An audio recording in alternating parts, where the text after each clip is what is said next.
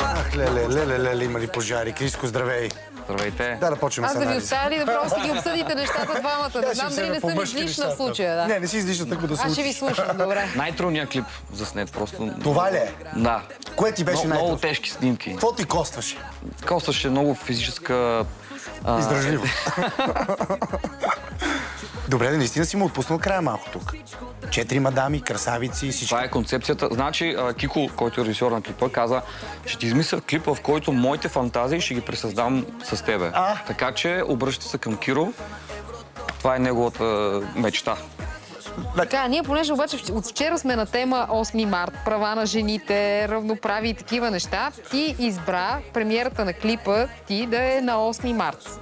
Защо? С каква идея точно този клип на точно тая дата го пускаш? Ами, защото по принцип идеята на парчето е, каза се лош или добър, защото съм забелязал, че примерно, когато в една връзка, примерно една жена казва, мъжа ми е супер, толкова добре се отнася с мене, още е перфектен и в един момент и си казва, добре, сега не може да е малко пък по-лош човек сега. То пък прекалено много добър човек става. Винаги е малко това, което ти липсва, го искаш. И затова ми беше идеята на 8 марта да им го поднеса на дамите, за да си избират, когато нещо им липсва, да си гледат тая част, която им харесва. Ма ти изглежда добро момче. Аз съм си добро момче.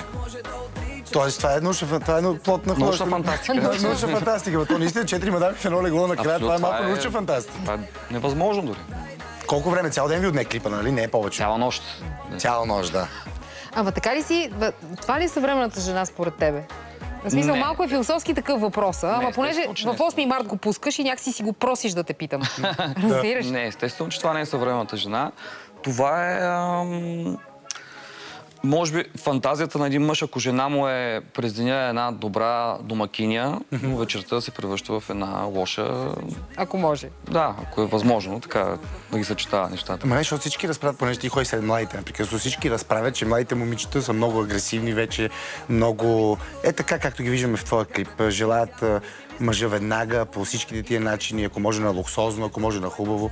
Със сигурност има една такава прослойка, които и това искат, но за щастие има и много други момичета, които са съвсем в различна така... За щастие, нали чухте? Криско просто представя действителността без да се въвлича в нея. Той смята, че така трябва да... Въобще не се въвличаш. Ти, нали? Не, по принцип, в живота с такъв тип жени не общуваш. Не, аз съм много сериозен мъж. Мога да ви Може ли кажа. да кажеш нещо повече за тия момичета? Познаваш ли ги реално? Да, познавам ги и 4-те момичета. С някои от тях се запознах на клипа, но примерно Мартина, която е на билярдната маса, която в клипа може да кажеш, че е страшен пожар, също е едно много притеснително момиче, което просто играе своята роля. Професионалистки, бе. Другите момичета имената или не ги помниш вече? Ти ги забравяш за една нощ. Разбира се, Маги, Дилена и така нататък. Да, чудесно. Извинявай. Нищо случва се, ти работиш Добре, много. искам да ми разтълкуваш тази част от песента. Нали, ти си автор на текста, както винаги. За там, където жената е вещ. Си вещ, купена, надупена помещение. Ами да, това е... Някакси, защо правим анализ на текста, като той е ясен? В смисъл, той е... Прочиташ го или го изслушваш и то ти става ясно. Виждаш на едно друго поколение. Криско не има много ясно. По ясно. един начин, но ти ми каза преди малко, че ти имаш нещо друго предвид. Затова ми беше любопитно. И тук ли имаш нещо друго предвид? Това е ирония, нали? Сарказъм. Това е за определена част от обществото женско, което така си го е направило, че така хората, така мъжете се отнасят към тях. Смяташ, че жените по-скоро са виновни за това, че наистина има такъв тип... Не, всички са виновни за това. Да, и двете страни. Окей. Добре, ти преди да го общо взето пуснеш това парче, си бил на почивка, както и потена ти личи. Много благодаря и се беля като гущер, надявам се да не Как изкара? Къде беше? Почивка ли беше Супер, само? бях в Тайланд с мъжка компания. Отидохме малко да си починеме и също така естествено да свършим малко работа. Все пак гавровците от Израел не могат просто да си починят. А ти обичаш Тайланд, за втори път отиваш? Не, миналата година бях в Бали. Ох, извинявай, да. А сега в Тайланд. По линия на почивката какво направихте? Смисъл... Ами разгледахме забележителностите на Тайланд. Разкажи малко повече. Разкажи на плаж лежахме, и басейн лежахме. На слон видяхме, че си се Качих се качил, на но слон, друго не... да, галех тигър. галих котенце. Как беше? Къде го намираш този тигър, за да го галиш? Ами има си такива Tiger Temple, в смисъл място, където има само тигри. Според мен всички тигри са на хероин там. Защото няма да го много галиш спокойни, само им се спи, постоянно лежат. И преди това, нали, подписаме една декларация, че ако, нали, тигърът случайно те очисти, не носят отговорност върху това местните и така. Но все пак се стараят да не се случват такива неща. Да, казаха, че горе-долу на 5 години по така един нещастен случай се случва. Попитах кога са били последните 5 години, коя година сме днеска.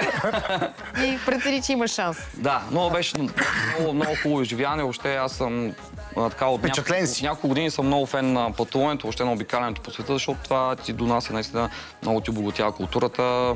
Виждаш просто различни светове, особено азиатския свят е... Колко време изкарахте там? 2 седмици бяхме в Тайланд.